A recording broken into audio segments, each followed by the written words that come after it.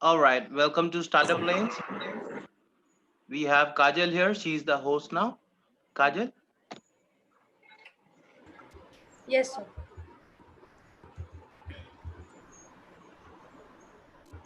So let's start with the introduction. I think many of them have already joined.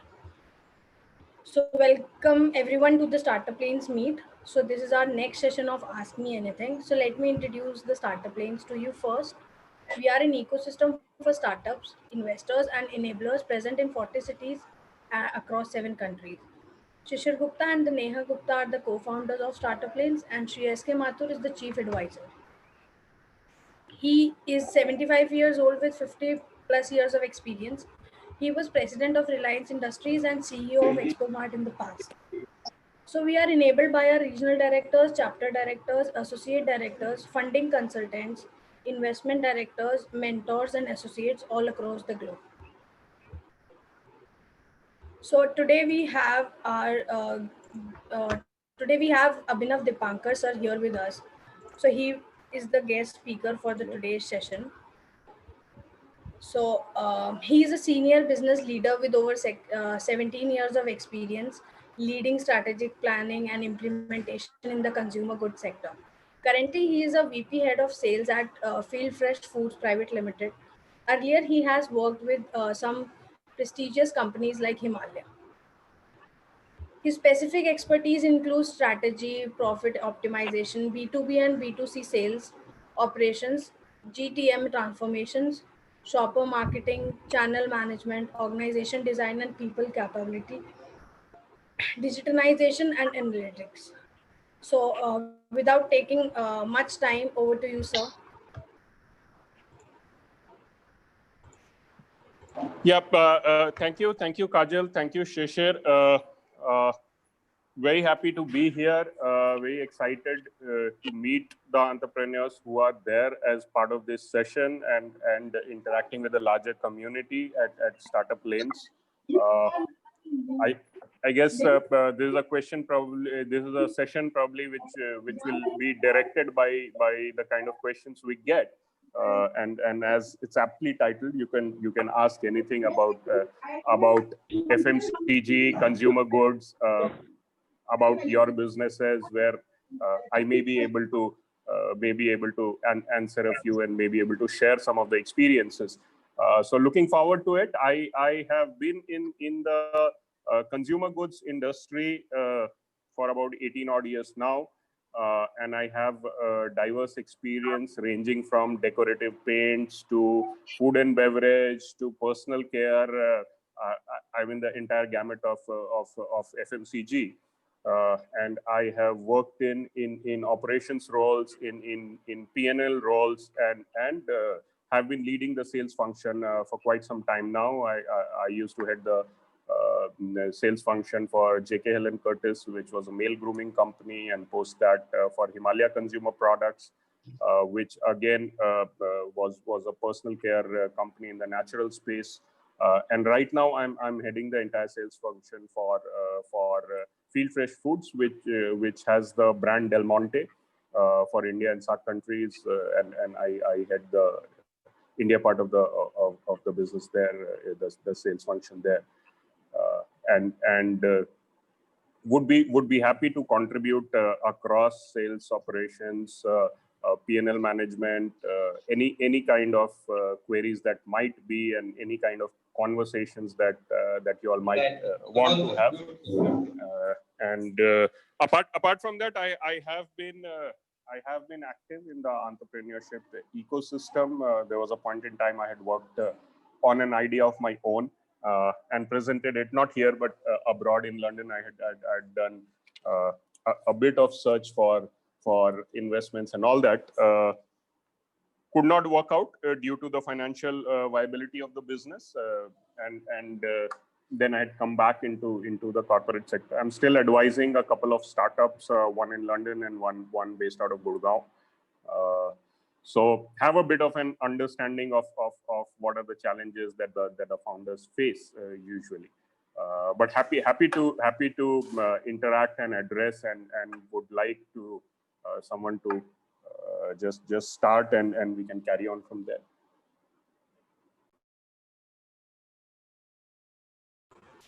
So I have first question for you, sir. So would you like to throw some lights on the current scenario of retail and future scope of food and FMCG sector in India? See, yeah, I guess Kajal, a very open question. Future of retail is what you are asking me in the current scenario.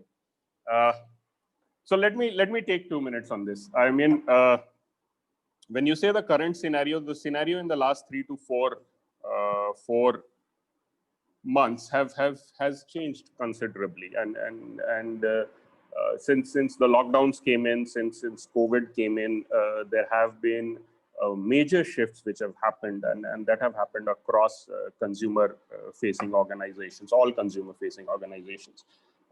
Different parts of FMCG have gone through their own churn in the 3-4 years. Some have opened new doors, and some have had a bad time as well. When it comes to food and beverage, what I can tell you in terms of food and beverage, that there are 2-3 things that we were looking at, and the shift that happened. There was out of home consumption which was happening, and I currently handle a business which has even components of B2B transactions and B2C transactions. So half of my business actually comes from we are one of the biggest players in the food services industry, and half of my business comes from the QSR channels, the multinational QSRs like Pizza Hut, KFCs, plus the entire HoReCa business. We have a very large distributed HoReCa business. So half of it comes from there, and half of it comes from the consumer-facing business, which is your general trade, mom and pop stores, organized retail, as well as e-commerce. So what we saw was a very big shift due to COVID and the ensuing lockdowns. A very big shift from out-of-home consumption to in-home consumption, and it had its own facets, and it just impacted the industry in various manners. One of the manners that it impacted was, which was pretty negative for the industry, that since out-of-home went down, the entire HoReCa business, restaurant business, etc., just overnight, just went into a kind of shutdown mode. And though over a period of time, with the help of online ordering, that entire part is trying to recover, it has still not even come back to a 40-45% of what it used to be pre-COVID. I would say we were saved, because by now the online food ordering platforms, which is the Zomato, Swiggies of the world, and the others, were very well entrenched in at least the main cities, at least the top 100 or 150 odd cities. And they had put in a lot of money in the infrastructure, and they were scaling up. And that meant that there was always this component of online ordering which was there. And you could still order food from outside. But otherwise, it has been a very low point for the F&B industry. If you ask me, the physical retail in F&B has taken a huge hit. That is one side. There is a second side to it, and the second side to it is that as people are spending a lot more time inside the homes, as they are together inside the homes, the in-home consumption has significantly increased in the last 4 months. It has got its own facets with time available, and people being 24 hours at home. Things like cooking experiments have gone much higher inside the home. And what you could also see, while the consumption was increasing and people were consuming a lot more while they were inside, in-house, the whole experimentation of different kind of cuisines being cooked inside the home also went up. and we had various examples from the industry. I mean, there are like Italian as a category. Just shot through. So while noodles was always a big thing in India, pastas were substantial as a category, but never that big. If you see Nielsen report for the last 3 months, pasta as a category grew by about 33 to 35%. So what does it show? Pastas, olive oil, pasta sauces, etc. have been increasing. Muesli, etc. has been increasing in consumption. That just shows that in-home experimentation in cooking and trying out different kind of cuisine suddenly went inside the home, suddenly went up. And a lot of people who were not indulging into cooking went into cooking, and some of them as a hobby, as just because they had time on hand to pass, probably started indulging into cooking, and some of them into exotic cooking as well. So that is one facet that we are looking at, that in-home consumption has gone up. The kind of experimentation in food habits has gone up. Second thing which happened was that since physical retail took a hit with the mall closures happening, the market closures happening, again the burden of servicing the in-home demand or in-home consumption, and the demand actually increased because there was an artificially inflated demand because of the stock up that people were doing in the first 3 months. Everybody was doing pantry loading, and they were actually stocking up goods, food and beverage items, which for much longer than they usually used to keep, because there was an uncertainty in the scenario, and that meant that basically the demand for food products, packaged food products, was higher than what it was pre-COVID. With the retail infrastructure not able to support that demand, a lot of that demand went to e-commerce. Now, that was a great thing for the e-commerce guys, because e-commerce would have, as an ecosystem, e-commerce platforms would have taken probably 2 odd years more, and I'm just giving you a ballpark figure. There's no calculation behind it, but probably they would have taken two more years to reach the place where they reached in about 3-4 months time. Because the demand just got redirected towards e-commerce, and with no other option available, or very few options available, people jumped onto the e-commerce bandwagon, which will stabilize over a period of time. But the fact that so many people tried out, created accounts, became habituated to ordering on e-commerce, and experienced the convenience and comfort that e-commerce can deliver to them, will stay back on the platforms that they got used to ordering on. Which means that even when this pent-up demand goes down, even when pantry loading, which has already started going down, which will go down, and we are going into unlock 4, and it will go down further, the pantry loading part of it. Even then, the trajectory that e-commerce was there on before COVID has definitely changed, and e-commerce today is on a much higher trajectory post-COVID, and it will remain there, and it will begin the journey forward from a much higher trajectory. So e-commerce has gained ground. E-commerce probably has caught up 1 or 2 years ahead in time, and it has definitely benefited them. The point to be noted was that with so much of demand coming on the e-commerce platforms, were they able to capitalize on that demand?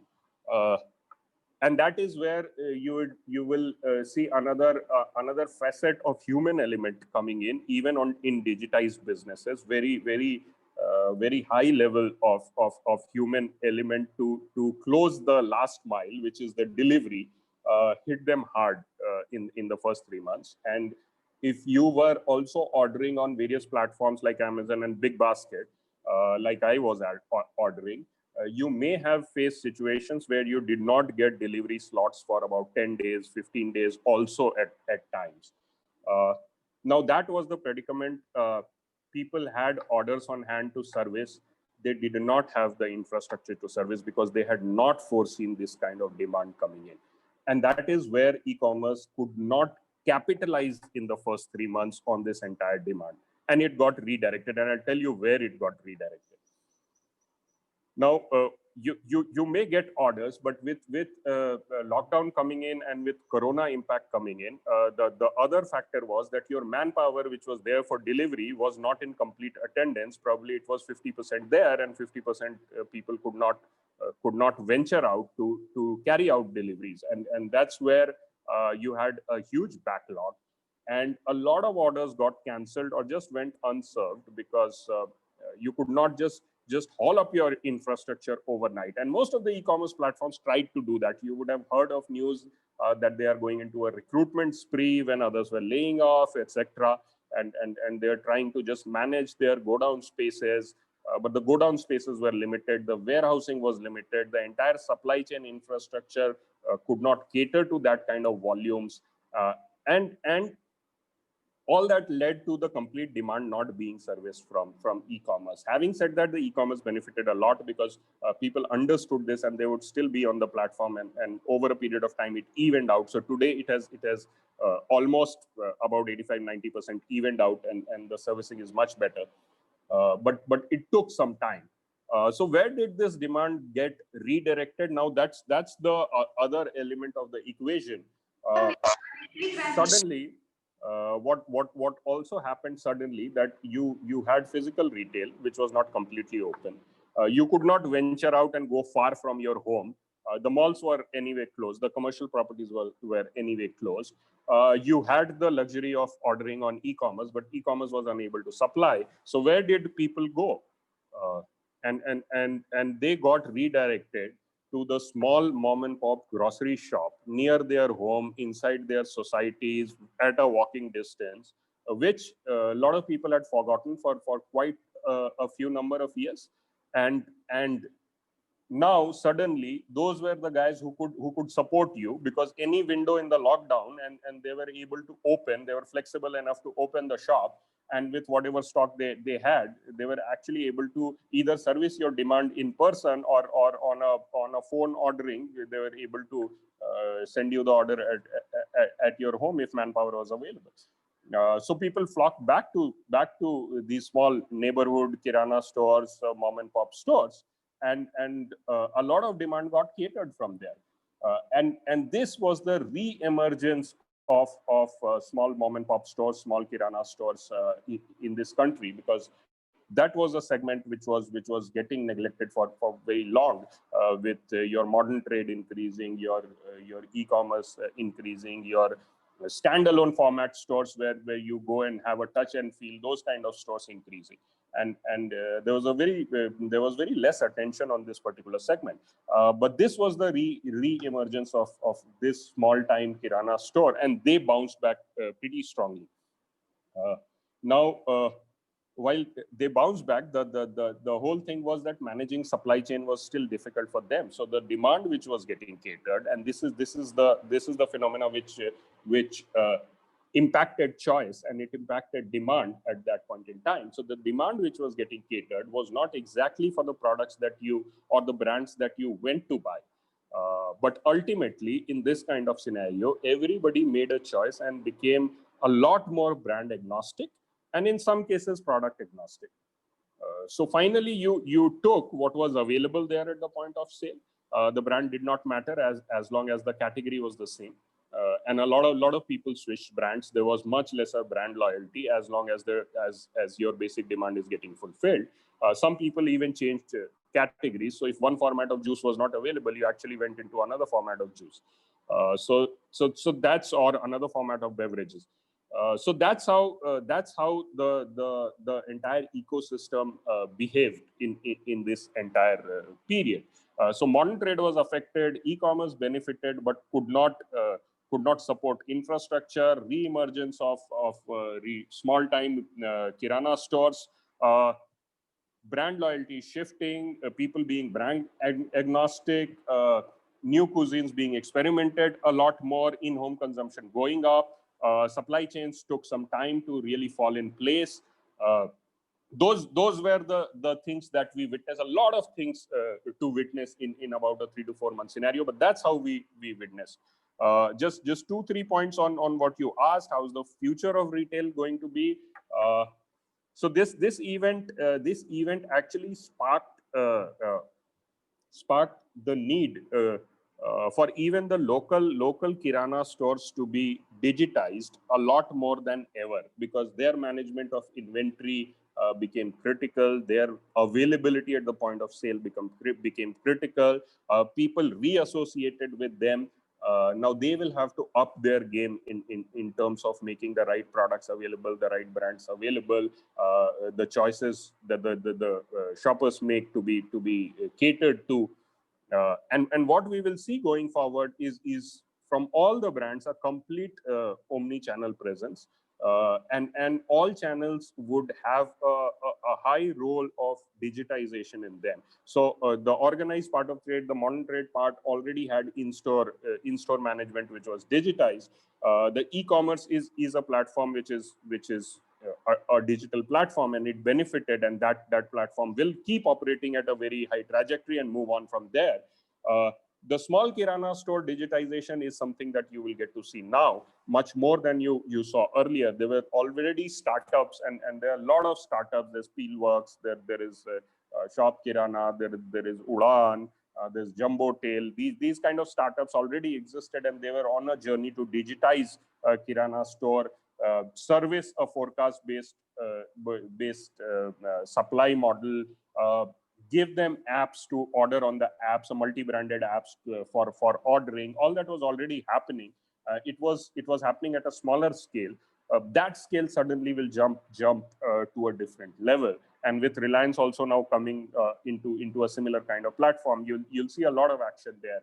And what it will do is it will make the local neighborhood store a lot more agile to cater to your needs. Their inventory management will be a lot better, aided with all the technology tools and app ordering and inventory management systems that are provided by some of these startups, or they are helped in that by some of these startups. And their ability to offer promotions and offers to the consumers, which were only limited to the organized retailers or e-com platforms earlier, will suddenly become much higher. Net, what does it mean?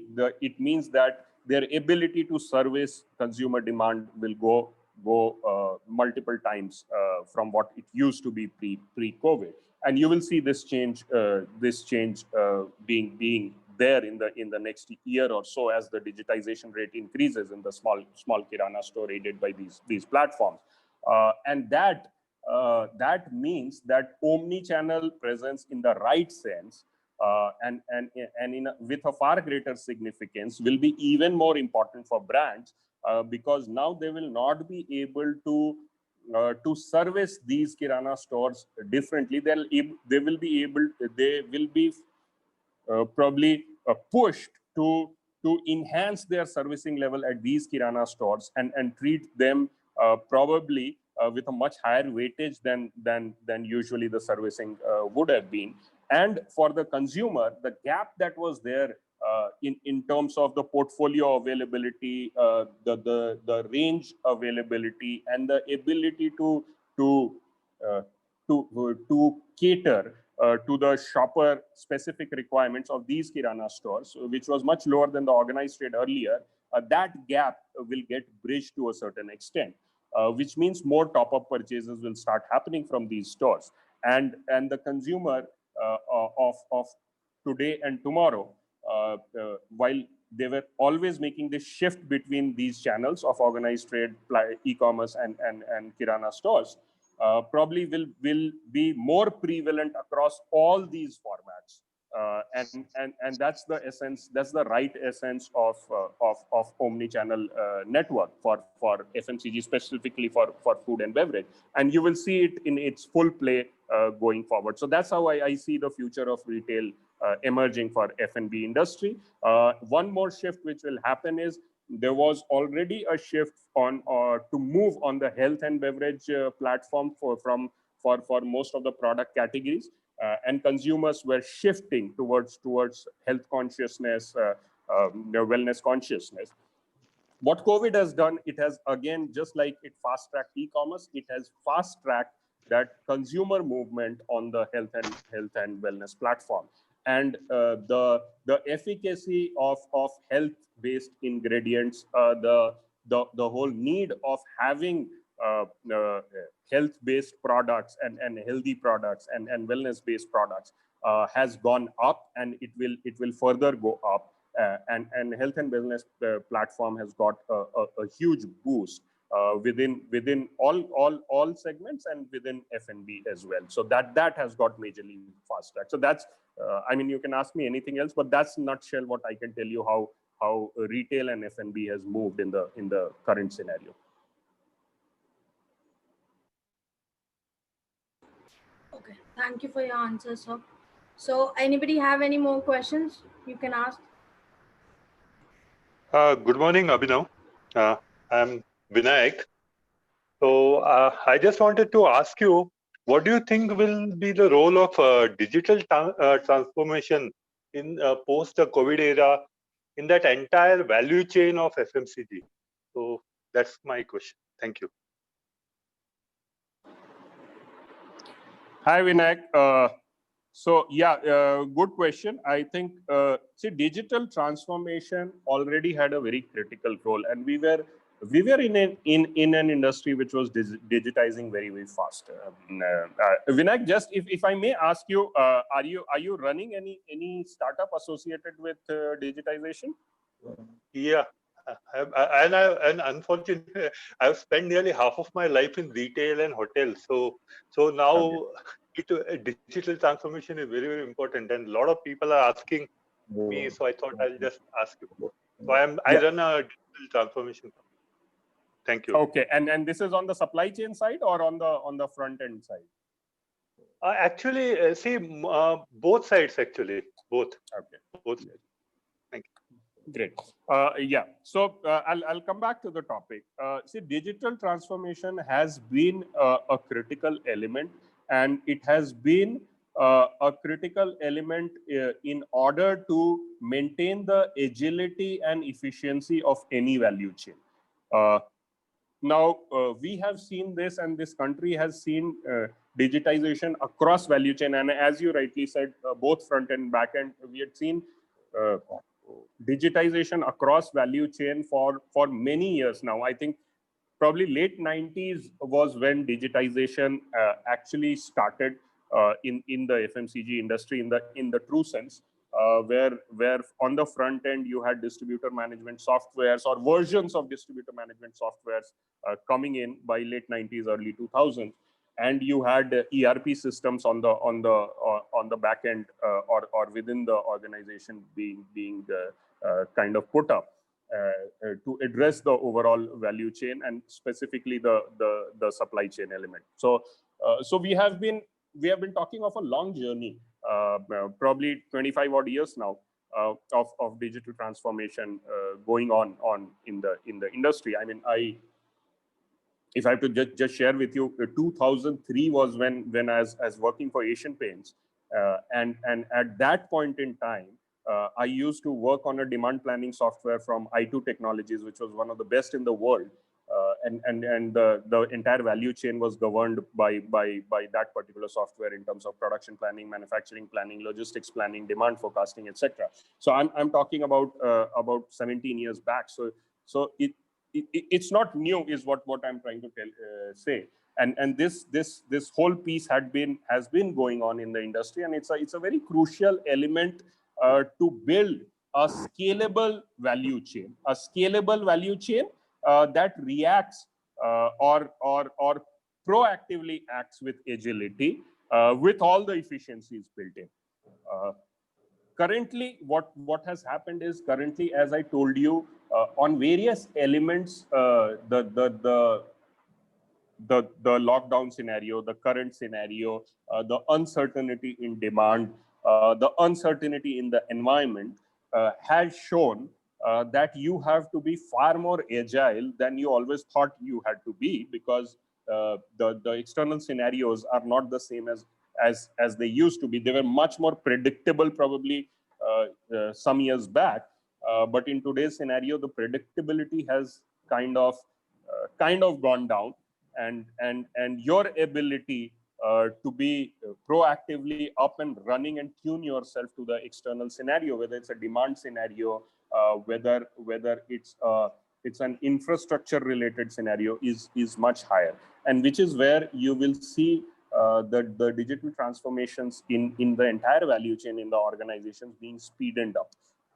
And speeded up, and any slack which might have been there, and I mean time gaps that people used to take to digitize will come down, and that is going to be the essence of it, because please remember, you are in an industry which is increasing scale day by day, which is increasing complexity, because the kind of products that you are coming out, the kind of products that the brands are launching, you have products with 3 month, 4 month shelf life now coming in. The more you get into health and beverages, health and wellness, foods and beverages, you will find the shelf lives being impacted.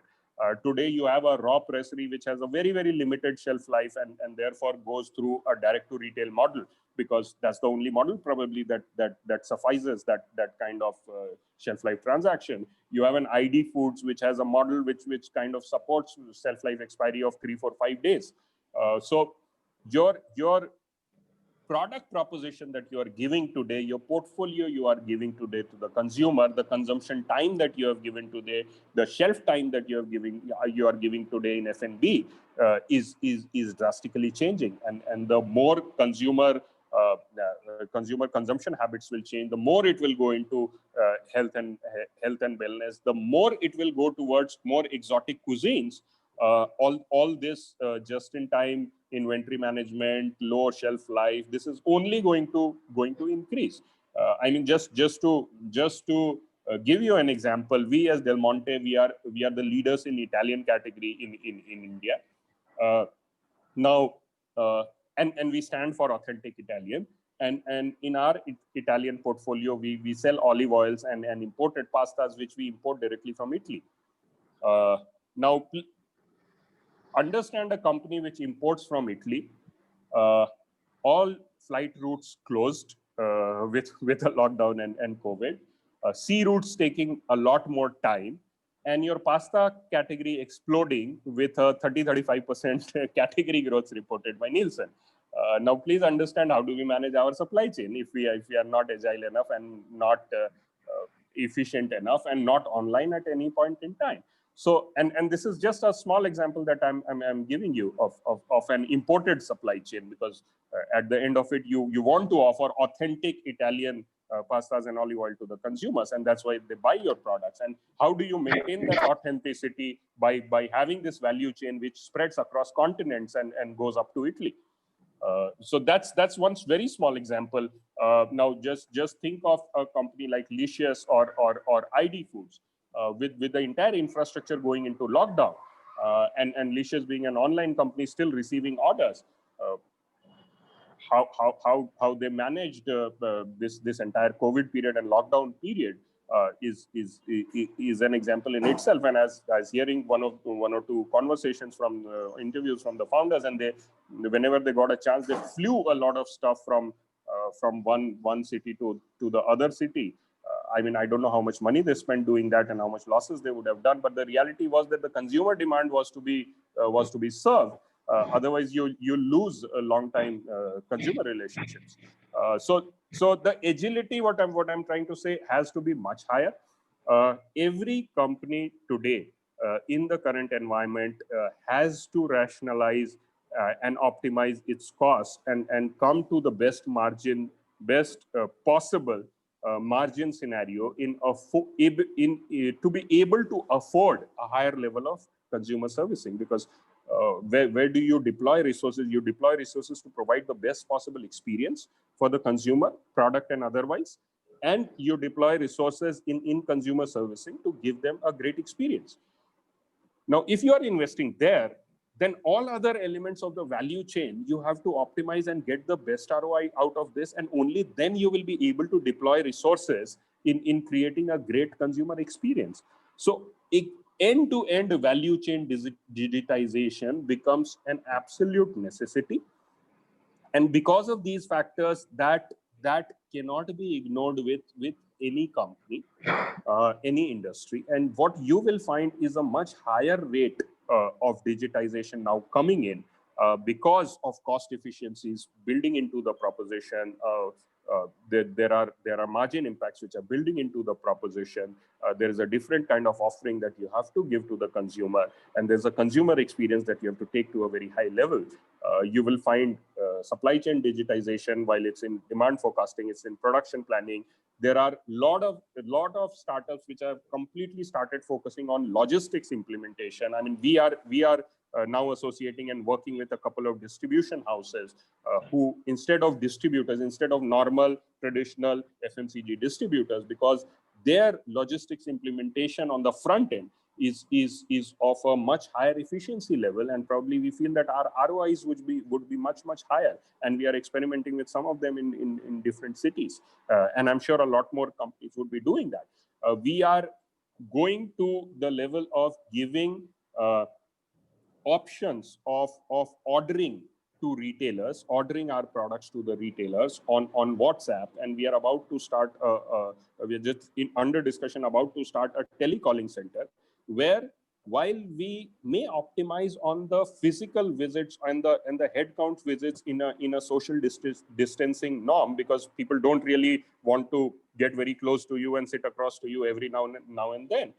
But while we optimize the mandates in terms of the physical visits you give to a customer, how do you actually use technology to touch base and give them options to order online, order on WhatsApp, give them pre-formatted order forms on WhatsApp? How do you touch base on telecalling and have a call center kind of model where the orders are routed through in real time to the right demand planning and production planning facilities?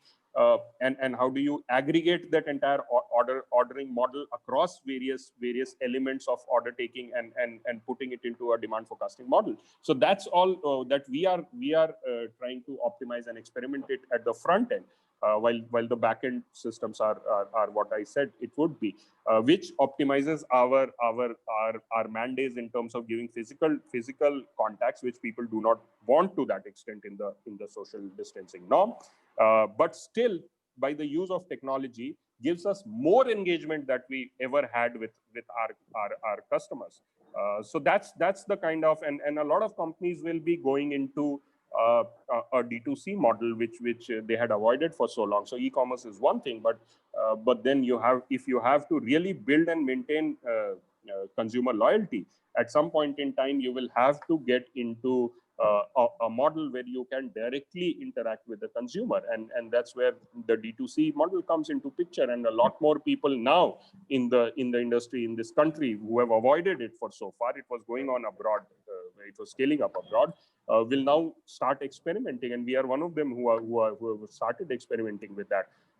We are going into now channels like your RWS and societies, where we put up stalls every weekend at certain societies and regularly repeat that after a month or 2 months, because we want to cultivate that engagement and the long-term customer relationship by going close to them, because finally you have to, in a situation, in a scenario where brand loyalty has come down and choices are more and people are ready to make choices between brands, you have to engage them far more than you have ever done. So you will see all these models playing out with the help of technology, and technology being a non-negotiable. And for a lot of retail formats, like I was saying about kiranas and all that, it is about inventory management, bringing efficiency and providing the choice.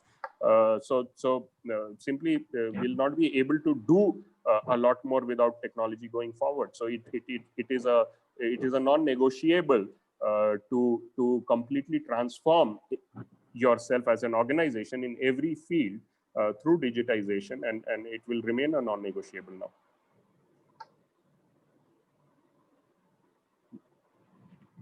I hope I somewhere tried to address it. I don't know how much. Thank you, Abhinav. Abhinav, I have seen the best of retail 20 years back when we started Crossroads, which was the first mall when everybody wanted to come in. inside the mall. It was a rush, and now I'm seeing a different take. So thank you so much. It was a wonderful take from what we used to be 20 years back when the first mall started being part of it, and now when people are wary to go into the mall first. Thank you so much, Abhinav. It was wonderful. Thank you so much. Thank you. Sure. Abhinav, I have a question. My name is Ajay. Just want to understand that, since physical sales have taken a huge hit, and with the mom and pop shops, retail stores getting re-emerged as the, uh, you know, essential choice for buyers. Do you think it is a great opportunity for the marketeers now for retail branding and visual merchandising as market opens up and with we Indians indulging more into touch and feel before buying anything? So is this a great opportunity where people or the marketeer should invest more to get loyalty specifically at the retail outlet?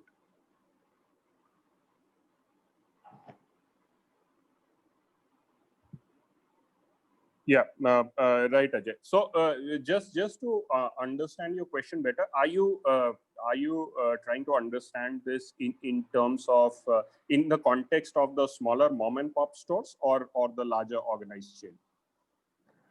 Specifically mom and pop shops, but yes, the larger formats as well. But the larger formats won't be affected that much as far as my understanding goes, because at quite a lot of places still the malls and the departmental stores or the big bazaars kind of things have still not opened up. Yeah. So it's more the mom and pop shops. Right.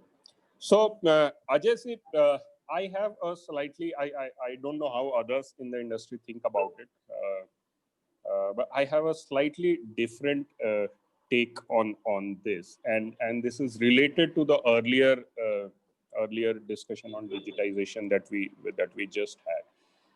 See, my sense is it, even for the coming, because this year you would have understood that the P&Ls of most of the organization, most of the brands have seen a dent due to COVID, and this year may not be as profitable for most of the brands as the prior years would have been, or as they would have actually planned this year to be. What does it result in? What it results in is every brand and every organization looking at higher efficiencies in the entire cost structure, better ROIs from every spend, and increasing profitability. And increasing profitability is a form of basically getting the best possible ROI out of every spend that you make. So what you will see very clearly is investments, whether it's on retail branding, visual merchandising, or any kind of awareness generation or shopper and consumer engagement. All those spends going to where the sale is coming from. Because the whole focus on getting a higher ROI on that spend is going to be much stronger than it has been in the previous years. Okay. And when I say where those investments will go, where the sale is coming from, you see, lot of sale today is coming from e-commerce. If I have to just give you an example again from my own business, on an average monthly GMV point of view, on e-commerce platform, we are doing about 4.5 times the sale that we used to do pre-COVID. That's a very large jump. Okay. So that's the kind of jump that we are seeing in e-commerce. Okay. So how do you allocate your expenses? Obviously, you had expenses in every channel, every format earlier, but today, if the shopper is going to e-commerce and they are making an informed decision on that platform, then obviously your marketeers will move their money from elsewhere, and they, while they are under pressure of probably bringing more ROI and operating with a smaller budget than they used to operate with. So one, they will curtail their budget. Second, they will move their budget from the allocations at other places to where today the sale is coming from, which is e-commerce. So you'll see a lot of investments actually happening on e-commerce, and that also may give them a higher ROI from two fronts. One is the conversion rate, because when you have the traffic going there, your conversions will be better. Second, a lot of categories have taken a hit even on e-commerce.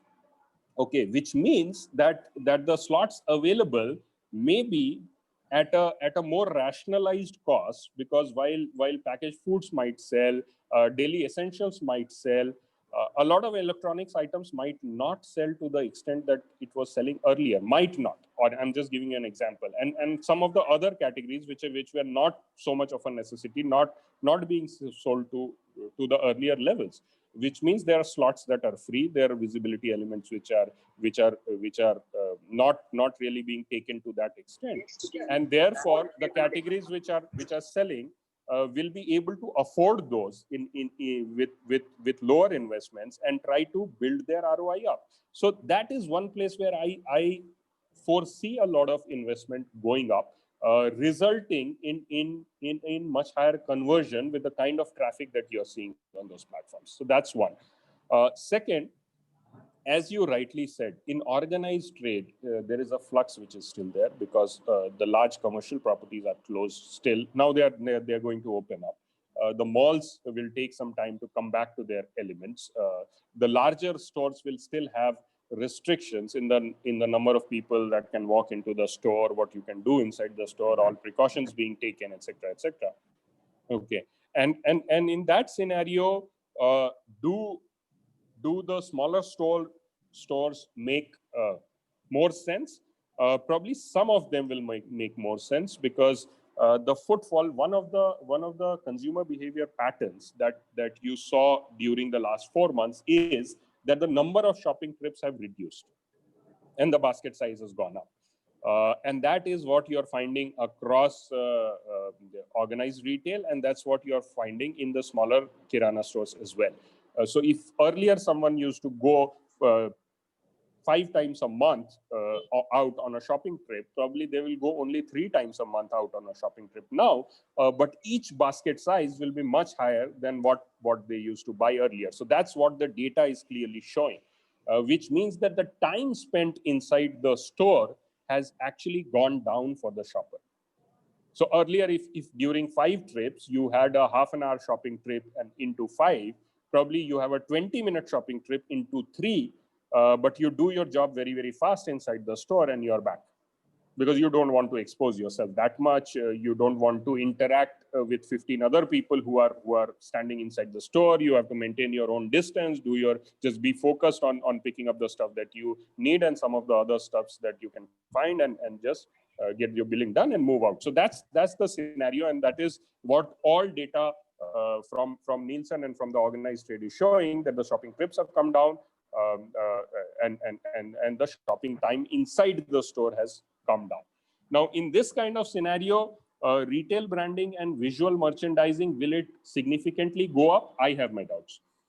Because if the shopping time inside the store is lower, the ability or probably the probability of a shopper really engaging with my communication inside the store, unless it is in a very relevant category, which is the most relevant right now would be food and beverages, which still would make sense. And we are doing it. We have done some health and wellness based launches in our canned fruit juices, where we have vitamin fortified immunity building drinks, etc. And for those we are doing it. So that's relevant communication, because we know that the shopper will be looking for something which builds immunity, and it will make sense to them.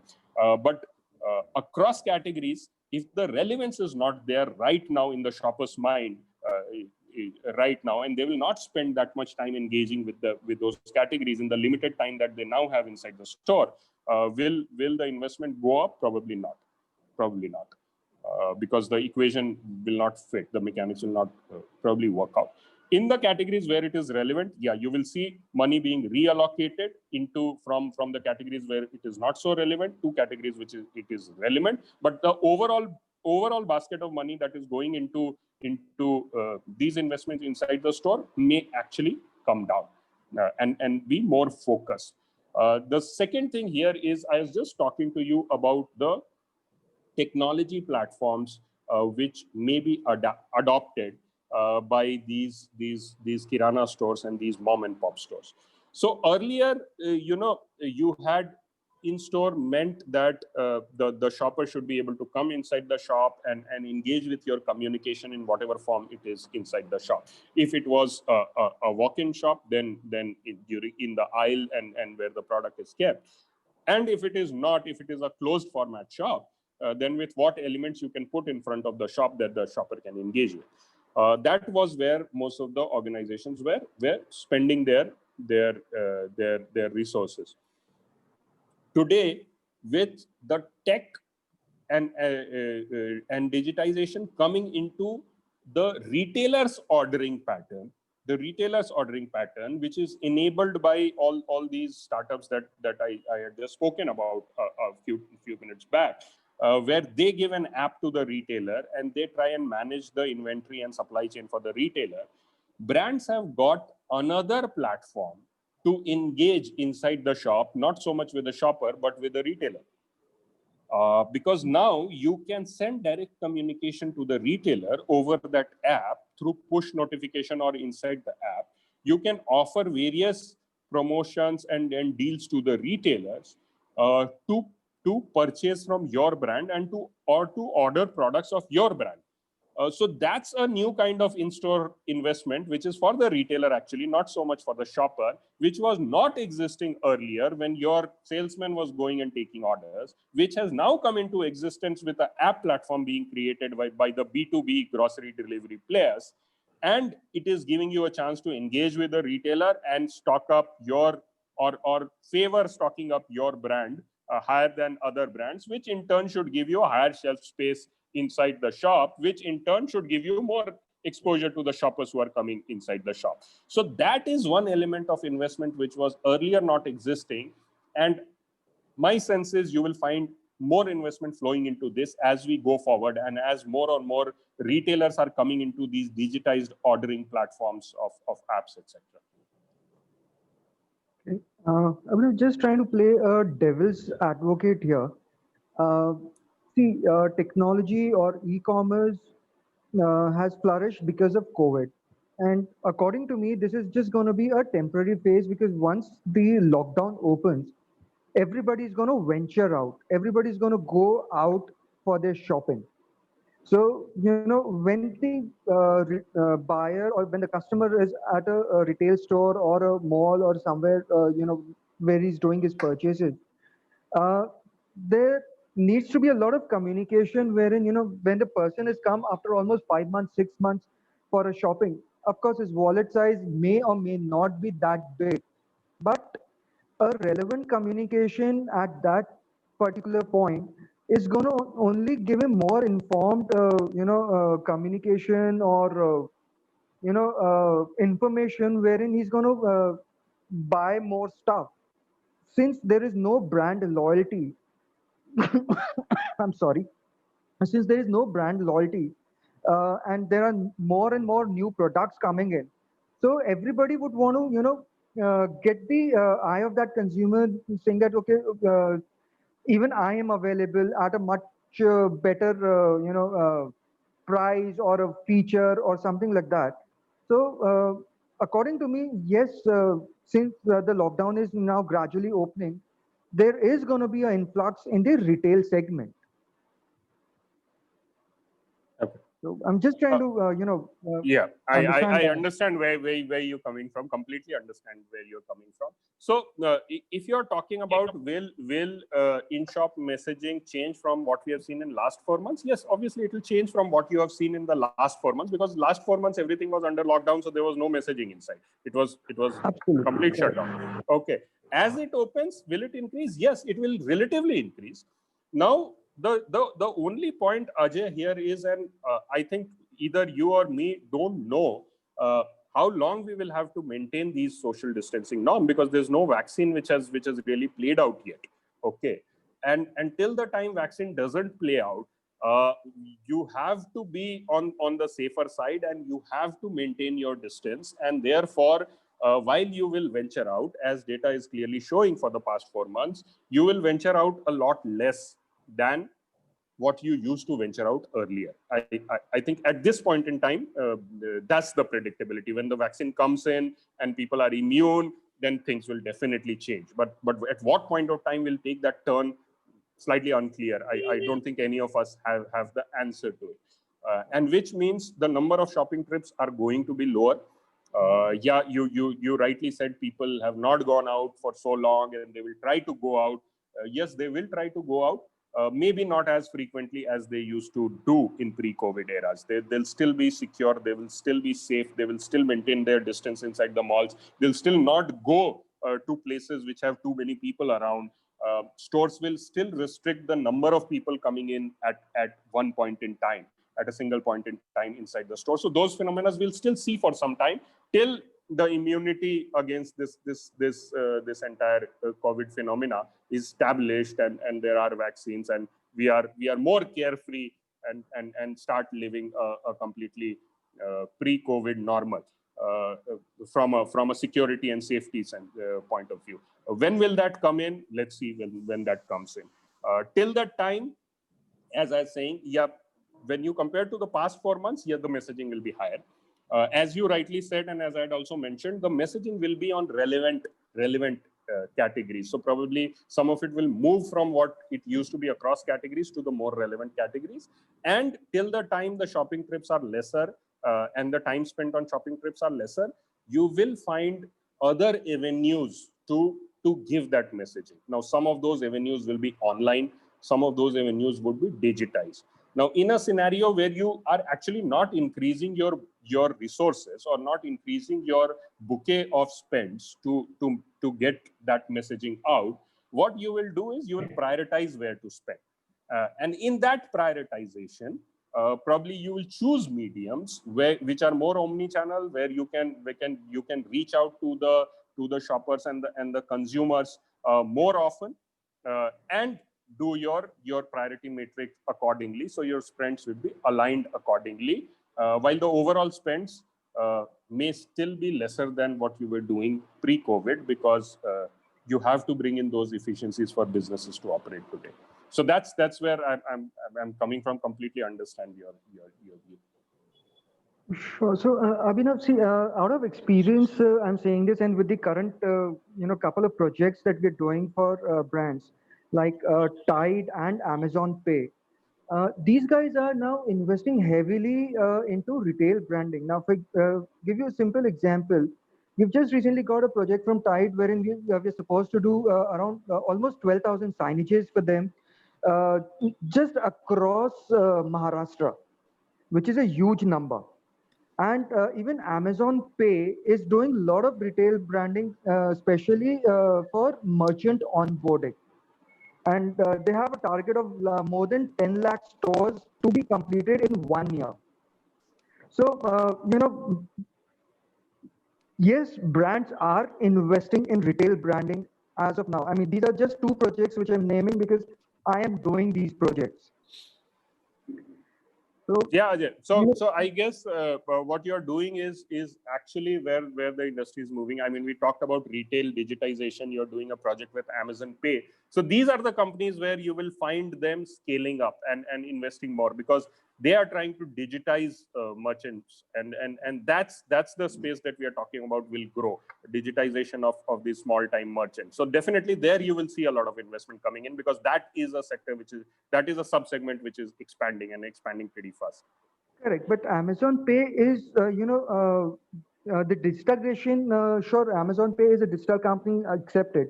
But Amazon Pay is at the retail store because Got it. the consumer are going to visit and pay via Amazon Pay. So the Yeah. retailers, the consumers are there at the retail store. If Yeah, there were no consumers, they would not have gone into the, yeah. So as we have been speaking, obviously the consumers are there. They are in lower numbers, and their shopping trips are lesser. But obviously they are there, and with the lockdown, it cannot go to pre-COVID levels. Right? It will always remain lower than what it used to be. correct. So, I mean, yeah, brands are actually investing. I mean, Tide is not something which is part of your essential. I will slightly disagree there. For a lot of households, Tide is essential, because at the end of it, you need to wash your clothes and you need detergents, etc. The other thing is, 10,000 outlets for a brand like Tide is actually pretty small, if you ask me. So I don't know what kind of retail branding they are doing, but these are not very large numbers. These are brands where probably Nielsen will show you the presence in millions of outlets. So they might be doing a project for about 10,000 outlets. Let's see how it increases and how it goes up. But obviously, you know very well that the retail traffic is going to be down for another 6-8 months, or till the time we get social distancing fear going out. So they may be doing a 10,000 retail project. Yeah, definitely. Till that time. Okay. Sure. Thank you so much, Abhinav. It was great insight. Thank you. It was great talking to you. Hello, Abhinav sir. Yeah, hi, I can hear you. Go on.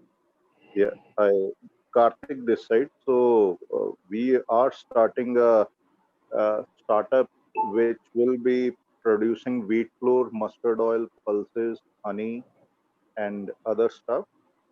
My first few questions are what should be the marketing budget for the first year in relation to the my turnover. Suppose if I am targeting a turnover of 10 CR in first year, so what should be the marketing budget?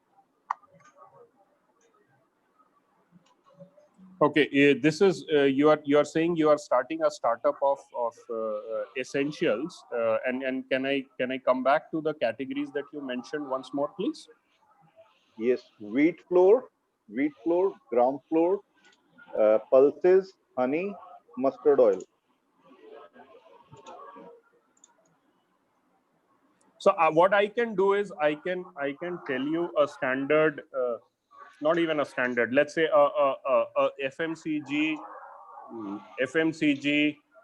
normal in things like packaged foods, because see, to tell you your marketing budgets, one will have to actually look at your business plan, your margin structure, what are the revenues that you are targeting, when do you want to break even, how do you want to map your entire trajectory, because without going through all those things, saying what should be the marketing budget would not be the right thing. Okay. What do you want? What kind of marketing activities? What are the ROIs do you want out of it?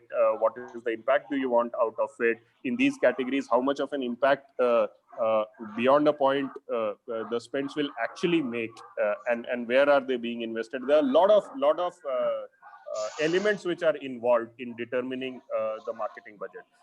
So while one would only be able to comment on it when one sees the business plan and how the financial metrics are, and what kind of spends are supporting your revenues, and how you have planned a scale up, etc.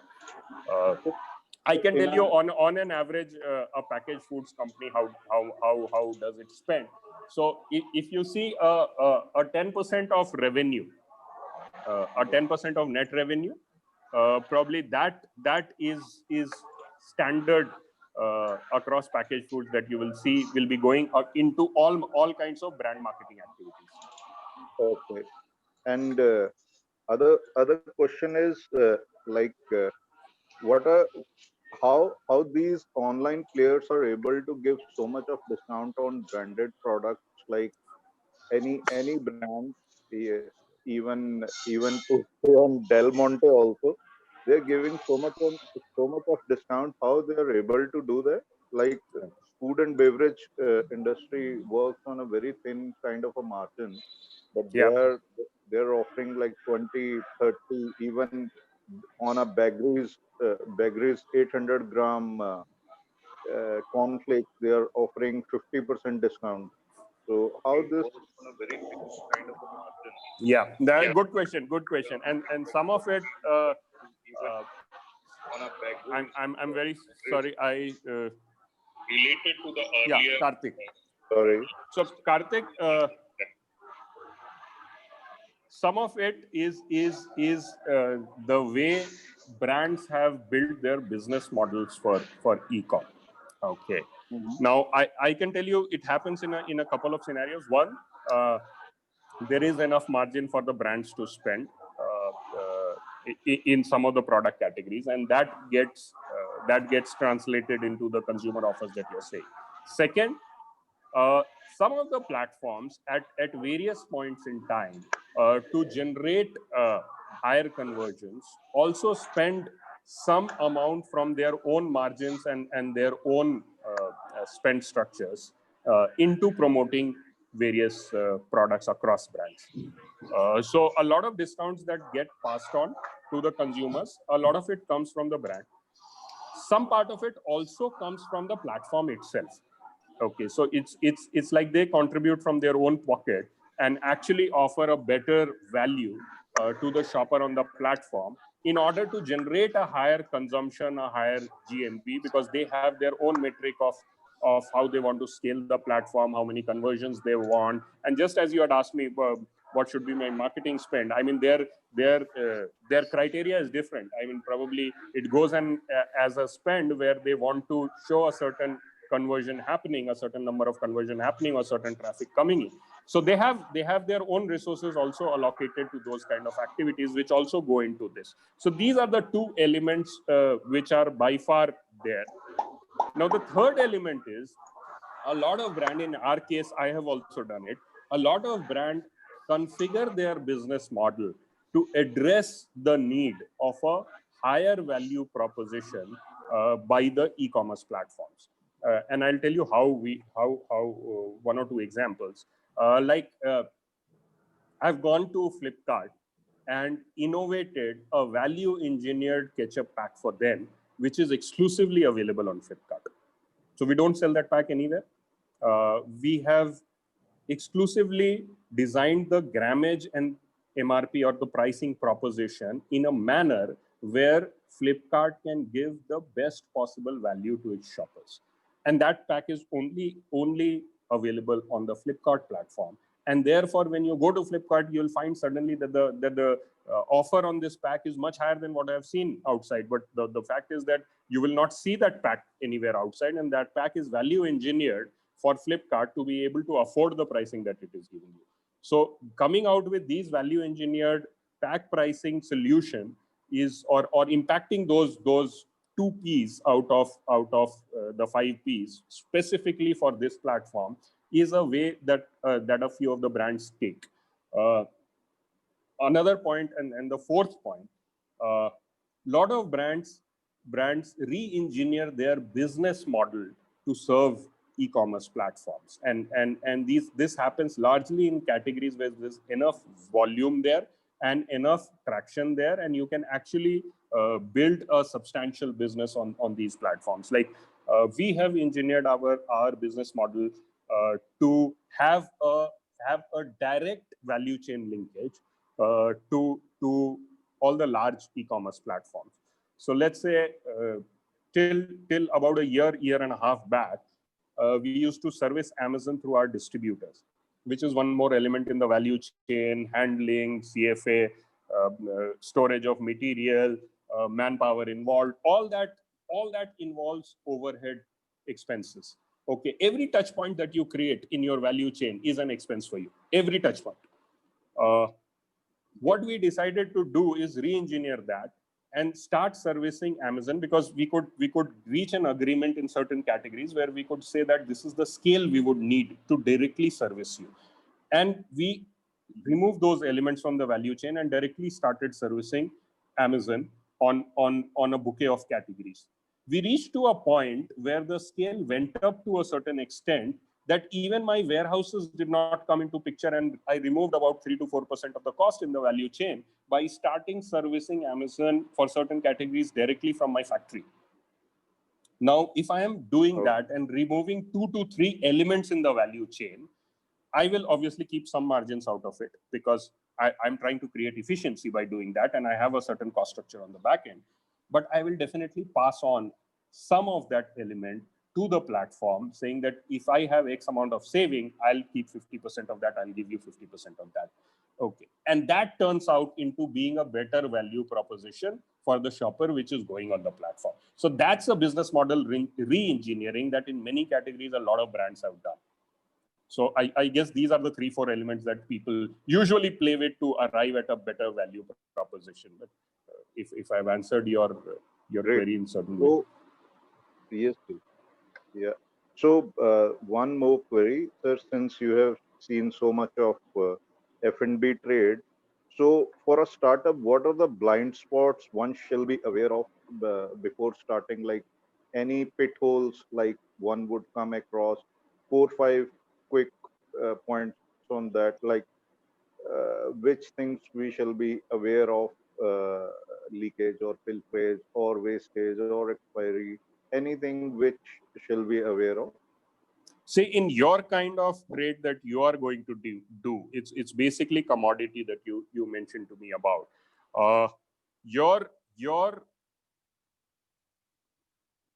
margins, your inventory management, and your demand fulfillment has to be of a very different order, because you are working in a commoditized environment, and in a commoditized environment, maintaining a certain price parity for a certain period of time, with the minimum working capital being involved, will govern a lot as to what you can do on an aggregate margin front. So all those elements of the value chain you'll have to be very, very careful about, as to how do you rightly estimate the demand, how do you bring value chain efficiency in terms of maintaining minimum working capital, what is your payment cycle, and how much margin in a commoditized category with fluctuating pricings you can actually retain. That is going to be crucial. I mean, we are in one of the more commoditized category, not commoditized to that extent, but we deal in oils. I sell olive oils, and every time international prices fluctuate, the market prices change overnight. Because at the end of it, even if it is the top end of oil, the commodity behavior is very clearly there in that category. And our entire margin management depends on our agility to move the value chain. And how can we manage a just-in-time value chain with the minimum working capital being involved at every element of the value chain at any point in time? That is a very big play which gives us our aggregate margins. And if we go slack on any element of that, our margins will go for a toss, because at the end of it is a commodity play. So that is something you need to be very, very careful about, your end-to-end value chain cost management, your inventory management, your working capital management. And you will have to really think about, do you have a margin proposition? Are you able to charge a regular commodity margin which keeps fluctuating, or are you having a proposition for your customers where you have some strong hook to the kind of margin proposition that you bring on the table? So that becomes one of the key things. I don't know whether you have, but if you are into Yes, sir. some That fortified elements, then you should build that. Definitely build that moat or that proposition, because margin erosion is a very, very large and reality of this space. Mhm. Yeah, the margin structure is there. So that is the value proposition in terms of like the local ad support you give to your dealer via any medium, it's print media or radio, whatever way you can support your brand, because people who will be selling our product offline or the normal public should first have a knowledge what is the brand name and what we are into and what we are giving them as a product, healthy and pure product. And for a dealer or a like a retailer, the margin structure has to be is definitely there and has to be good enough than the competitors initially, so that we get our shelf space. And going forward, like 1 or 2 years down the line, then you start slowly starting the turnover incentives and all that stuff. So, Like, so what I was trying to understand, Karthik, from you was, do you have a margin proposition for yourself where you have a sustained margin which does not get eroded because the commodity prices fluctuate? Do you have that margin proposition on the product for yourself? yes, sir, that is there. We have a kind of idea that this much we will save first year for the first year of operations. This much margin, minimum margin, we will save, and how the volume, the bigger the volume, or maybe we strike a deal outside India 6 months, 6 months after the operation or 8 months after the operation, we deal. We strike a deal outside India with a good buyer, so we might reduce our margin in that case, but we want some volume. So it has to be like, if I'm producing 10 tons of a material a day, so I have to look how I will be consuming, in what part I am consuming in India and what part I shall be exporting outside India. And apart from that, yes, we have a margin kept. This much we will save for first year, and second year will definitely depend upon the first. We'll be reviewing uh, a margin structure every month. So after first, by 6 month or 8 month, we'll be knowing that how much we can go for in second year and how the strategy will be for the second year. Okay. So just be cognizant that if you can create a differentiating proposition within your product portfolio, it is very helpful in this kind of a space. Because scale is a necessity of this business. Without scale, though, you'll not be able to survive. It's a necessity of this business. But only scale is not enough. I mean, you have to have a sustained earning also, because in order to survive and then build on that, you will need to have a As sustained you earning. And thought, and as you said, different proposition in your product line. What do you mean by that? so can you have some value added portfolio elements in your product? I mean, you talked Okay. about healthy, and so I don't know your product portfolio, but you talked something on the health platform. Can you have some value-added propositions built in? And it's not that you only have to have a value-added proposition built in, but along with that, if there are portfolio elements which are increasing your overall blended margins, it is always of help, because in a commodity business, while scale, as I said, is necessity, scale is not the only thing which will lead to your survival. Yes, yes. You'll have to have. I get you. I get you, sir. Now I got you what you're saying. Yes, we do have some products in our kitty which will be blended into overall margin, and they will take our profit margin a bit, a notch higher than what we used to. Because in wheat flour the margin is very thin, but the consumption is high, and in other products like honey and maybe dry fruit and Yeah, ghee, got it. margins margins can be Will be a very bit. different. Yeah. Yeah, And yeah. then in any commodity structure, your back end efficiency is critical. I mean, you have to really go all out to build as much efficiency on sourcing and backend as possible, and keep the whole value chain, working capital and inventory, as low as possible. So those are non-negotiables in this business that you have to take very strong care of. Yes, yes. So then we are working on that also. So I just, when I saw that you are coming on talk today, so I thought, let me ask some Sure. relevant questions to you. Sure. So that's it for my side. Thank you so much, sir. Thank you. So one thing, may I ask, on this platform, can we get a recording of this session? Organizers will be the best to. Yes, Of, this is live. sorry, This is sorry, live at Facebook, so you can get the recording of this session from YouTube. from the Facebook.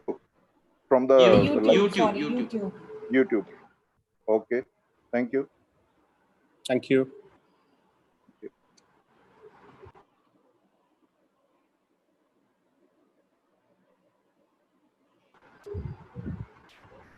So, anybody have any more questions?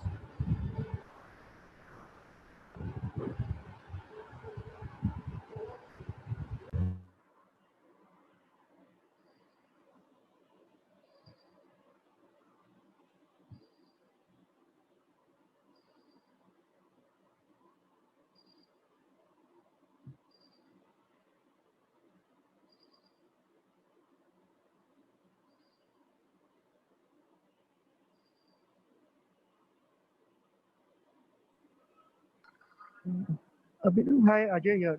Is it possible if we can connect offline and probably understand opportunities of how we can associate for Del Monte and work together for your marketing and other stuff? Ajay, just ping me on LinkedIn. I'll share my number. You can ping me on LinkedIn. Sure, sure, I'll do that. I'll do Yeah, that. even Kajal can share the number of Abhinav she has. Okay, okay, all right. Thank you so much. All right. Any other questions?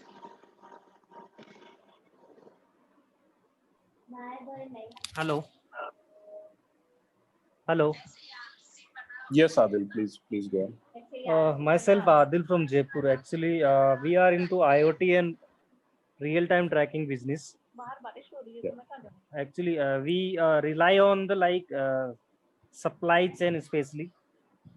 Okay, so my question is that due to the COVID-19 situation, the purchasing power of the customers are decreasing day by day. So if you talk about retail and e-commerce portal, again they are depend on the purchasing power of the customers.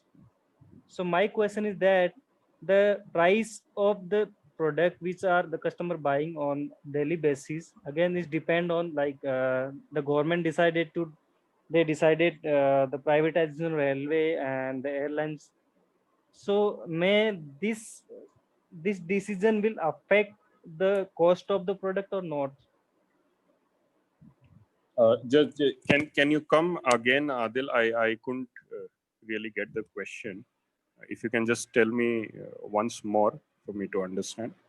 Actually, the cost of the transportation added in the cost of the price of the product. Yeah. So my question is that due to the privatization of railway and the airline, so it will increase the cost of the shipment also. Yes. Yes. So how the cost of the product will affect and how the F&B market will cater all this scenario. Right. So Adil, the logistics cost in terms of the operation of the fleet has been going up in the recent time as well. During the Corona period, it shot through the roof because your transportation elements available were very few, and everybody was kind of trying to do with that. Okay, so there has been a jump that one has seen in the logistics fleet operating costs already. Okay, see the way going forward, and this has been a temporary jump. We understand when the lockdown ends and the transportation rationalizes, these will get more rationalized from what they are currently. In the medium term, if I have to say that, when I was talking about very high focus on value chain optimization, logistics is a very big part of the value chain, and the what do you say, the area to optimize on. So while your fuel costs is something which will be out of control of a lot of businesses, and that will keep adding, or the other transportation element costs will be out of control, and they'll keep adding to a higher trajectory of the overall logistics cost. There are various other elements that will need to be worked upon. Now, one of the things, and I have also personally been trying more on the front end logistics, and if it succeeds, then we will probably see if it can be implemented fast on the back end logistic, is have a very highly tech enabled logistics player, which brings out efficiency in deployment, running time, and management of fleet. So how do you deploy better? How do you plan better to deploy your logistics element, whether it's a truck fleet or it gets shipped through train, ships, anything? How do you plan deployment better? How do you run it better? And you are in IoT, I don't know, on the logistics side, do you have the tracking devices, etc., for most of the fleet elements? Yes, we providing tracking devices. Apart from that, we also like providing temperature sensors and fuel sensor for that. Right. So Totally we rely on the logistics segment. Yeah. So how do you then run those fleets better with all these elements of technology being built in, where you actually know the operational uptime, the operational downtime, the time spent on the road, the time spent in covering a certain distance. So how do you bring operational efficiency out of it, and thereby how do you reduce the number of working hours of all these logistics elements to deliver you the same logistic requirement that you are currently having. So one is better deployment, better route planning, better logistics planning by using algorithms, using technology. How do you operationalize by all those sensors, tracking devices, measures, the actual operational number of hours optimization? And how do you bring the overall number of hours in the entire scheme of thing in the deployed on the entire value chain to optimize that and bring more ROI on that? I think those are the elements which will govern how do you bring down logistics costs. So you may not be able to bring it down from a fuel cost or a hiring cost of certain shipment mechanisms, like if it is a train shipment or the fuel, if it is trucks, etc. But on these other elements of deployment, operationalization, and optimization of number of hours, and having high output on the hours worked, and tracking the operationality and the downtime, how do you minimize the overall logistics hours deployment and get the highest ROI out of that? Is going to be the key, and that is what we are working on. That is what the entire industry will be working on. So I can tell you, we are having one experiment with one of the logistics houses. That it's again a startup, a tech-enabled startup, where in one of the cities we are just doing an experiment on the front end logistics, and the idea is, with a reduced cost, by better deployment of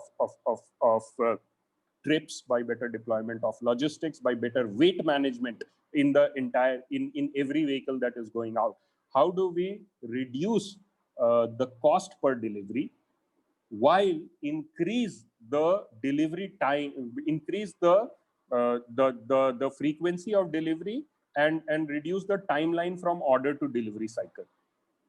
So how do we increase customer servicing by giving them faster deliveries, by reducing our order to delivery cycle?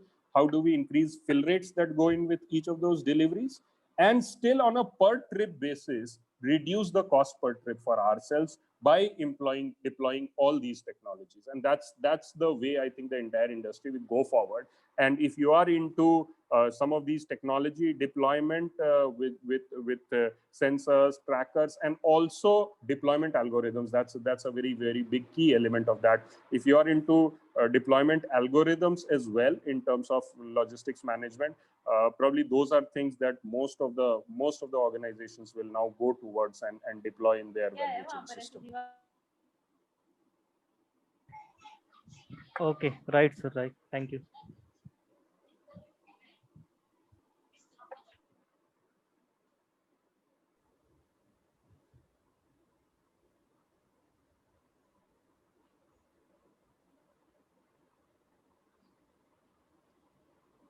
Hello. Hello. Yes, Sandeep, you can please go on. Hi, Abhinavji. Uh, through your talk, this wonderful information session, what I found the essence of this retail business is digitizing and reaching the consumer directly, reducing touch points, that is layers of distributors, and using technology in all the various you say variables that govern a retail market, that is right from logistics, back end logistics to the front end logistics, and a lot of other digitization in the companies in their various functions. What would be your advice to new startups who want to get into distribution of fresh farm foods, and some consumer items in the food and beverage segment? Right. Thanks, Sandeep. So, Sandeep, my first, I'm sorry, it's a reaction, but I would suggest pick what you want to do. Do you want to do fresh farm foods, or do you want to do packaged items? Because the business models for both these are very, very different. So either you will end up building a business model which favors one or is more suitable for one, or you will end up building two different business models. The best thing would be to focus on one segment and make it very strong. But you have to decide. So you will have to decide for yourself, because the supply chain, the consumer behavior, the retail points, everything is slightly different for the fresh produce, and it is slightly different for the packaged produce. Okay. Okay. But what would be our advice on digitizing? See, if it's a new startup, it is starting afresh, digitizing and reaching the consumer directly, so that the consumer attention is totally with the company. So this, so it, so I want to understand that if we disrupt the model of a traditional retail segment to a different model, would such kind of a disruptive model work? So again, Sandeep, I'll have to understand. Then we can have a separate conversation on this. How do you plan to disrupt? Is one of the. So what I'm hearing you saying is that you want to go directly to the consumers in a farm, in a fresh produce kind of model. We have those models existing where people are going D2C. You have people delivering directly to the homes. You have elements in the larger platforms also, like someone like a Big Basket, which says Big Basket Daily. Amazon has something called Amazon Fresh. So one would actually have to understand what are you trying to create, how is it different from the models which are actually already existing, because you have examples of these models which are already there. Right. A costly model to develop. I can tell you that if you are into fresh and you are going directly to consumers, I mean, this is a model which would require sustainable investments to come in till the time you reach a certain consumer traction. Okay. So far, I've seen one such model. It's not completely fresh, but it does have fresh elements to it. There's a platform called Satwa Cart in Gurgaon, which you might have heard of. They claim to have broken even, but most of the other platforms that I know of are still to break even. So it does require some sustainable investment over a period of time to actually gain scale and gain profitability over a period of time. Thank you, sir. So what I will do is I will try to contact you offline, Sure. and we'll get to certain solutions. Thank you. Thank you very much. Hello. Hello. Yeah, Harish, I think you have raised your hand. Sure. Yeah, good afternoon. So I'm Harish here. I'm talking to you from Mumbai currently. I belong to the north part of the country, Noida. Greater Noida is my hometown. I have something, I have question for my, personal, not a common question. So I'm into job currently since last almost 18, 20 years, and I want to start something at my own. And my dream is, project is clear. It's a long pending project, and I want to make it execute. I'm from a farming business, and I want to do something related to agri-business only. So since you are already in Monte, I saw your title and related to agri only. I have a dream. The Greater Noida has a huge, population, and new flat systems are coming in around 7 to 8 lakh people are there. And my home is just 40, 50, 45 kilometers away from there, and I have a huge farming land there. I want to start something kind of milk processing or dairy, but sometimes I'm confused which one is the best. I mean, only milk processing or keeping the livestock, animals and start a dairy. So which one is the right project, and is it the right time to start? Because I just want to take the advantage of my, hometown, which is very close to Delhi and Noida. It's almost 40 to 45 kilometers. And the entire, catering of this milk requirement can be fulfilled. So I just want few guidance, and maybe it may be a personal question, one to one we can discuss in detail. So this is something I want to explore, and I need So, your thanks, Harish. Harish, here I would only like to say, see, you have a farmland and you are thinking about milk processing. The only thing I can say, you will get takers. Okay. Even if you go into farming and you do some value added things like organic farming and all that, today the entire health and wellness awareness which is moving the consumers, and it is moving the consumers, as I spoke some time back, much faster in that direction now with COVID coming in. You will see the elements of organic produce going up as we go ahead, both in commodities as well as the packaged foods. Okay, you will see more health-based natural ingredients coming into even packaged foods. Okay, so there is a whatever you base on health and wellness platform, organic stuff, there is an element of traction which is going to increase going forward very clearly. That's a phenomena that has happened worldwide. If you go outside the India, US, UK, Europe largely, you will find that phenomena much more prevalent there. It was slow in India. It was picking up. It was picking up. It was slow.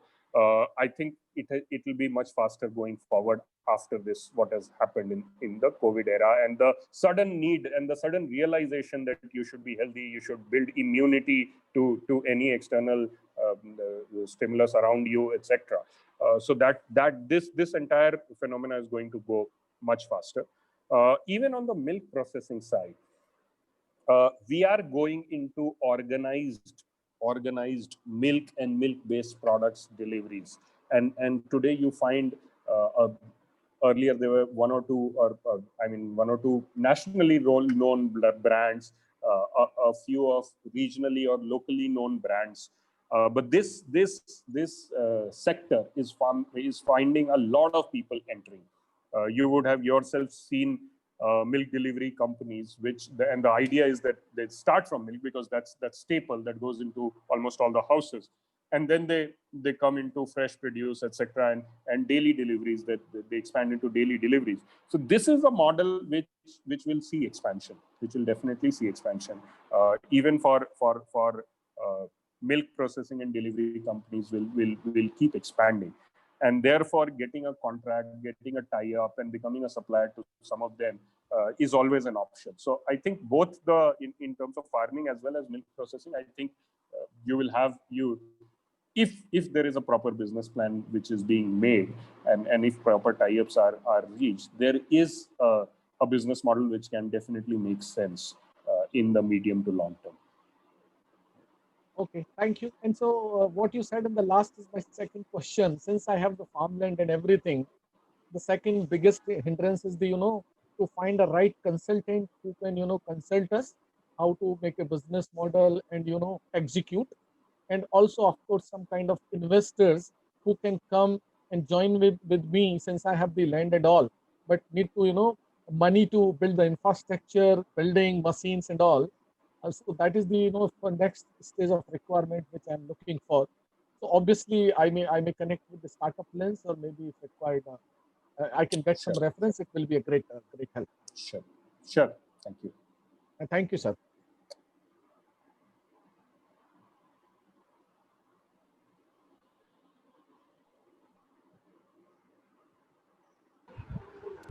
So any other questions?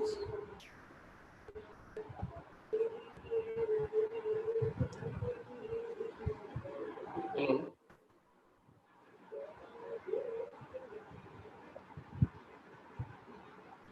Yes, Salim. Hello. I had a question. Yeah.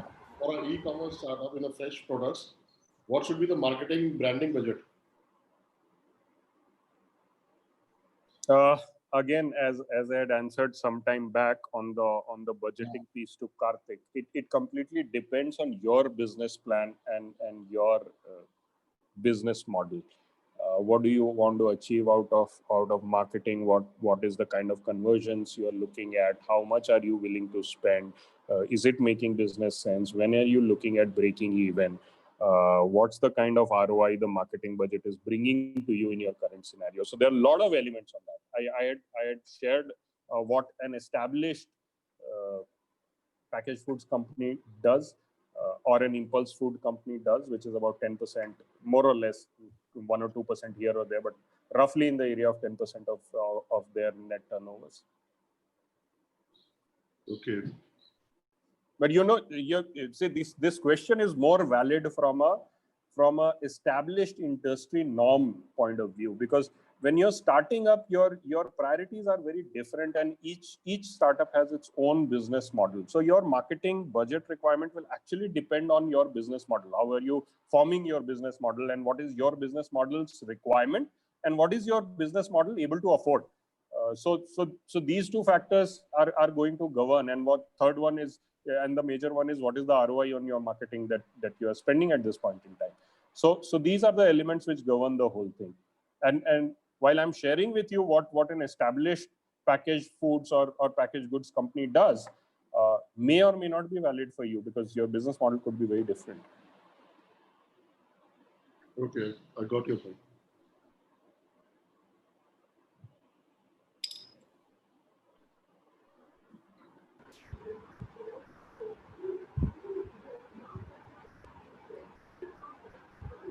So do anybody have any question?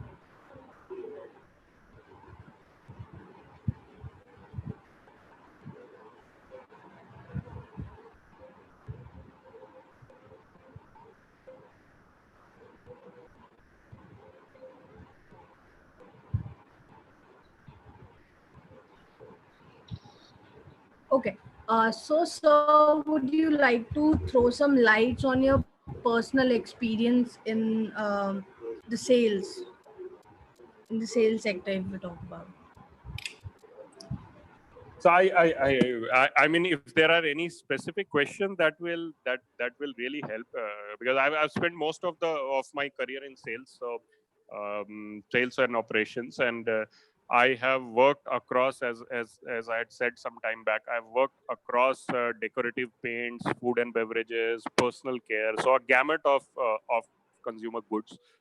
Probably have touched most of them, and I've worked in almost every part of India. I've worked in all regions, east, west, north, south. I've worked in large metros. I've worked in up countries, all the up countries, Haryana up country, Karnataka up country, AP up country, Bihar, Jharkhand, Jammu Kashmir.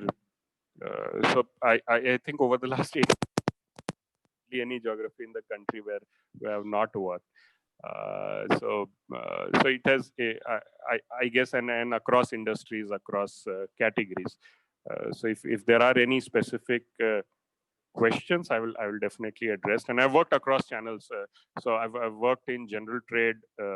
I have worked in modern trade. I have worked in e-commerce. I am right now establishing a D2C business for my company.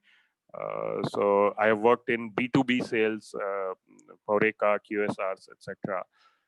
I have handled government projects, CSD, institutions. So anything specific if you would want to ask. Hi, Abhinav. Fantastic session. Myself, Sundar here. Yeah, hi, Sundar. Yeah, I think according to me, one statement about you, you are like look like an encyclopedia where everybody wants to come and reference. I think you are the one point contact is what I could able to relate to experience. So I think fantastic session, very knowledgeable, very practical, many learnings and many excitement, insights of the business. Thank you so much for the time and energy. And I like to have a connect with you. Probably if you could share your contact details so that I will take it to you on offline because I'm also sailing the same boat where you are also sailing. So I have a lot of many things to discuss. Probably we'll get connected with you in offline. Sure, Sundar. Thanks for your kind words and definitely. Yes, thank you so much. Good day.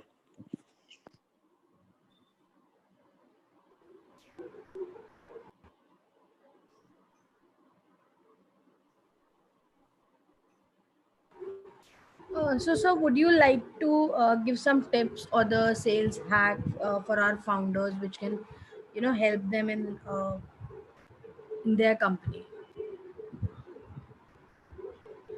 See, I can only say that see your when you build a business model, there are two. If you have to see in a very layman terms, there are two elements of it.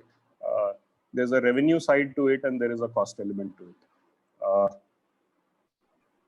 A lot of elements on costs are something which we can impact because it is internal to us. I mean, it is your contract with the vendors, your spends that you do in your business, the way you build your value chain. Some of the revenue elements may or may not be that influential in terms of a lot of external stakeholder, because finally you sell to someone, an external party. So it is very essential that when you are building a business plan, build it on the probability of a strong revenue line. Sometimes we build revenue lines thinking that the revenue will come, and there are various impacts. There is a customer satisfaction need of the customer. There is switching from service providers, brands, etc. that happen at the customer side. There is competition in the market. There are substitutable services or products. So it's very crucial to get a customer understanding, probably meet as many people on the customer side as one can, and build that proposition based on the need and keep offering that proposition to customers, so that by the time you are finalizing your business plan, if you can have some very strong revenue lines and some very concrete revenue lines, it really helps.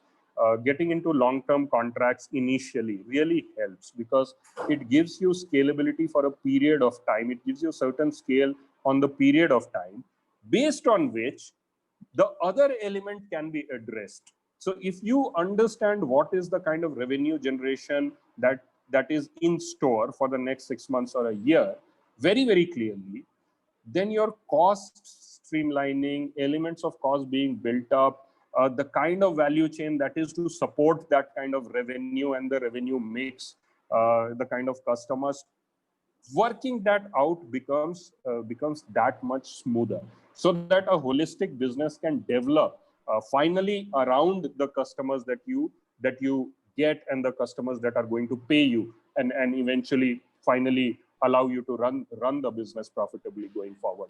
So I guess that while you are building the business plan, the customer prospecting and initial tie-ups, offering them products, and actually generating a line of sight with some kind of certainty, and engaging and getting some long-term contracts or short-term or medium-term contracts really helps to actually put together the right business model with the right elements in the entire value chain. So if you can do that, probably spend some time on doing that, really helps going forward.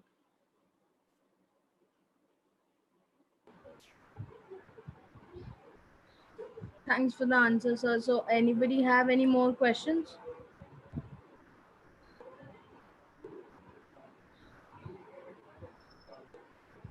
Harish here again. I have one question, one more question.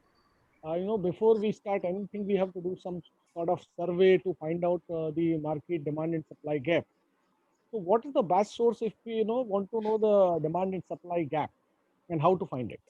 See, while theoretically you can always find in any sector, in any category, you will get data. You'll get it from the research agencies. You'll get it online. You'll get it from some of the offline sources, and theoretically you can always have that data there, and it's good to put that together.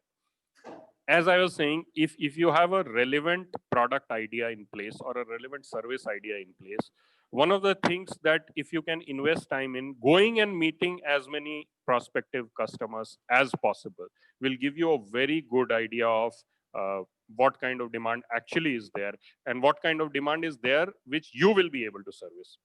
Because only demand being there is not a viable business criteria.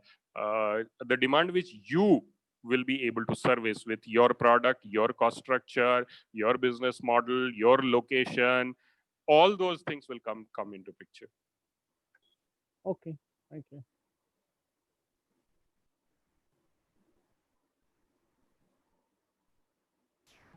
Any other questions?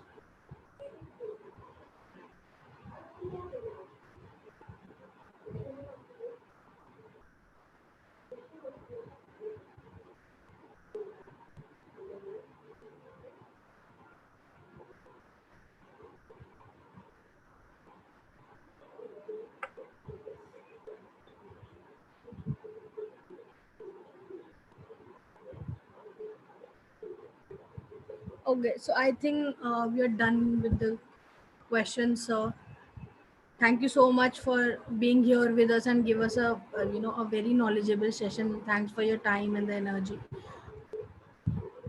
Thank you, Kajal, and thank you everyone who's present there. It was great interacting with all of you. Very interesting questions, and I think from all across, from logistics to commodity space to we talked about retail branding. Extremely interesting to engage with all of you. Thank you. Thanks a lot. Thanks, sir. There's one person who's put up his hand. Is there any question, Mr. Salim, still there, or you've got it addressed? No, I have already asked you the question, which I yes. Okay. Thank you. Thank you very much. Thank you. So thank you, sir. Thanks everyone for joining the session. Thank you. Thank you.